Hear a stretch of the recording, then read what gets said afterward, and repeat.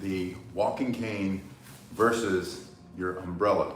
And in this case, this is going to be a Cane Master self-defense walking cane. This is a walking cane that is designed for self-defense, but you can use any walking cane. And this is an Uzi brand. Yep, that's the same brand that makes the machine gun. So Uzi brand, nearly unbreakable self-defense umbrella that has a carbide tip, which will break windows if you're stuck inside your car and you've gone into the water. Gives you extra purchase on the ice, and for self-defense, it is very effective. Now, not every umbrella would be usable for self-defense, but really good sturdy umbrellas. I've used many nice commercial umbrellas. I used to work for an organization that was affiliated with a church, and the church had all these really nice umbrellas, which were about 40 bucks. I put a link in the description for each one of these so you can see what they cost. This would be a very expensive option. This is a very inexpensive option. But we're going to talk about cane, walking cane versus umbrella for self-defense.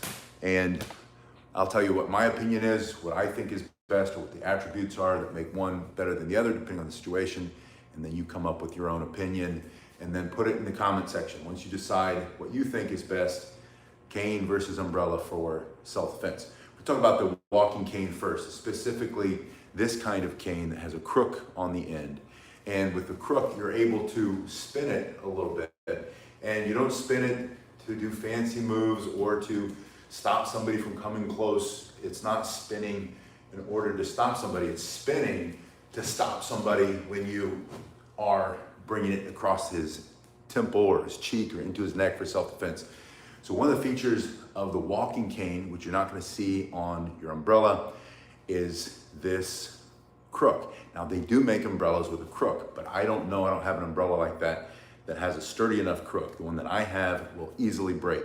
But they might make an umbrella with a crook where you could also do that basic spinning motion. From here, you can come up, come over, come up at an angle, down at an angle, come down on the top of his head, up, knock the hand out of the way.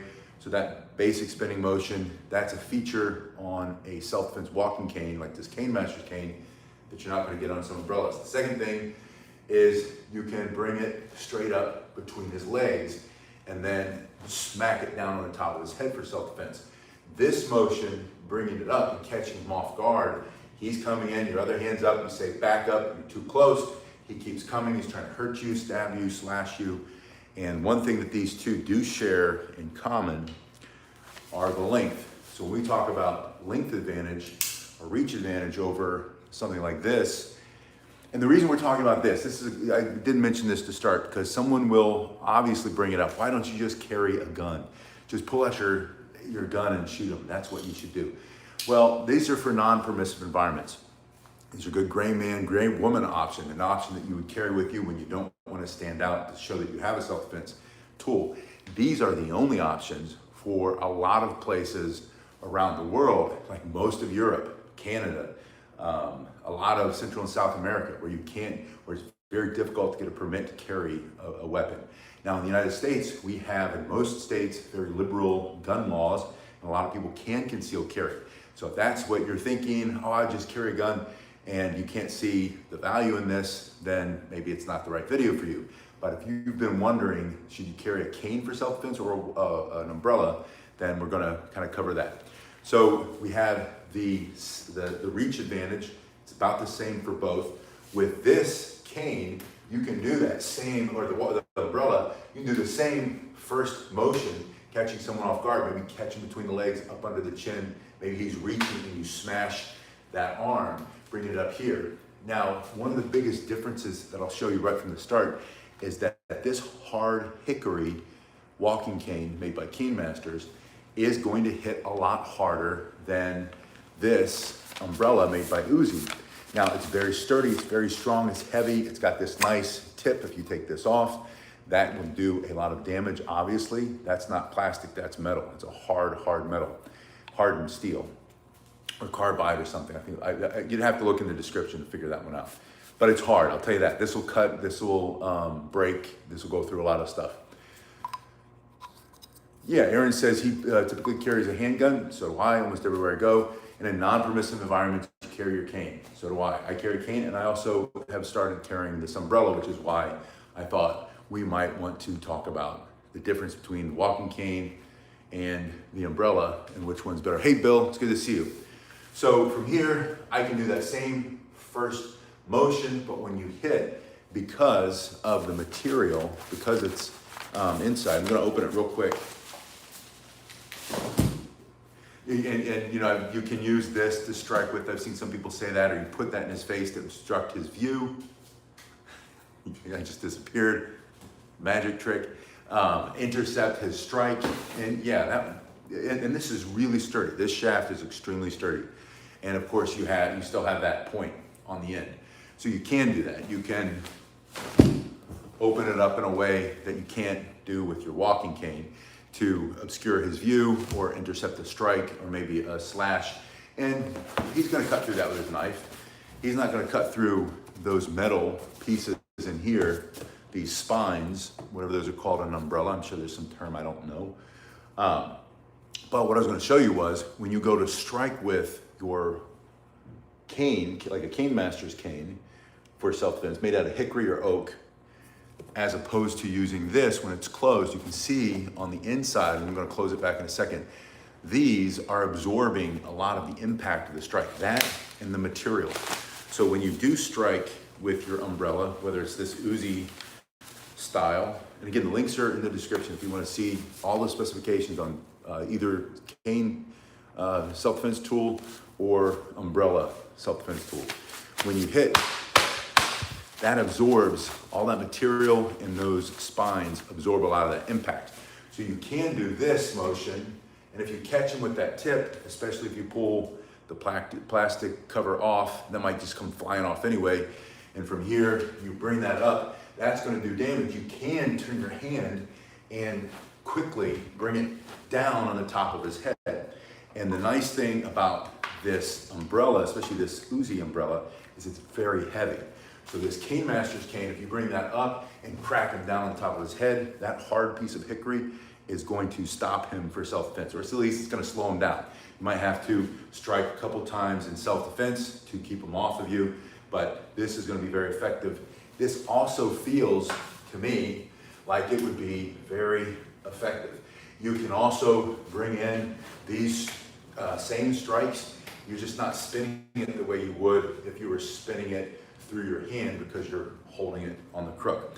Now the next thing I'm going to show you about the walking cane, and one of the unique features that the umbrella does not have, is this crook here. And it's not just to hold it, it's also when you strike with it, you can dig that in and rip. That'll rip flesh, that'll pull the nose off his face, that'll pop his eye out, that'll rip the teeth out of his mouth for self-defense. That's a very unique feature. That also acts kind of like an axe head for self-defense, with more force coming in here. And because of the amount of material that's bent around that curve, you get more wood here, so it acts almost like a fist into his face. You can be standing here, he can come up, put his hands on you, you try to get your cane up quickly to defend yourself. He's too fast, he's in your face, he's choking you. You can bring this up between his hands, smashing in his chin, smashing his face. You can turn it and then rake straight down his face to get him off of you, create some distance. You can push that through the throat for self-defense. So you don't have that crook, but you do have this hard rubberized handle. Now the rubber is going to absorb more of the impact than that hard piece of hickory will on the cane, but you can hold this in the same way, bring this straight up. Another motion I didn't show you with the cane, but you can do with the cane or the umbrella, is bring the bottom side straight up, just like you're doing an uppercut with your opposite hand, your lower hand, whether that's the right or left, doesn't matter. Just bring that up, maybe hit him between the legs. If you bring it up, you can now jab and thrust through. Again, that's off. That's gonna go through flesh for self-defense. So that's gonna be very, very effective. You can bring the backside down across his temple, into his jaw, into the neck for self-defense. You can strike. It's the same way you would use an Irish shillelagh or any other straight walking stick. So you would be able to defend yourself the same way. Hey, Garen, it's good to see you. Ann is here. Thank you, Ann. Ann says she likes the cane self-defense videos. I appreciate that. You're using your cane Same motions. Bring this up here, smash this here, bring that down on the top of his head or into the jaw. And this way, or if it's you're holding at this position, striking there, almost like a rifle butt attack, coming down, striking on the top of his head, swinging into his body like a bayonet attack, and coming through, smashing with two hands into his teeth, his nose, his eyes. If you can move his head back, you can push him off of you. Same thing with you can do the same thing with your umbrella. So from here, we did this, we pushed here, you can use the back side, you can turn and you smash here, you can box his ears, you can go into his legs, you can take his knee out, drop him to the floor that way if you had to for self-defense. So you can do a lot of the same motion, a lot of the same strikes. One way you use the cane, use it kind of like a sword or a collie, a screamer stick. You have all the basic angles. You have the angles coming off the shoulders. You have the angles coming up off of the hips. You have your horizontal strikes at every level, down to the knee, up to the ribs, up to the head. You have the vertical strikes coming down. You even have vertical strikes coming up if you want to practice those. Do the exact same thing here with your Uzi self-defense umbrella. Same angles that you would using your Filipino martial arts sticks or a short sword if you were to learn how to do those basic things, basic angles. Again, this one's gonna hit a lot harder though because it's made out of hickory. This one, from what I can feel already, it's gonna hit hard because it's very heavy and there's metal inside, but a lot of the material and the spines from the umbrella that open up are going to absorb a lot of the strikes. Yeah, Garen's saying that you can, using this, you can use it almost like a tonfa.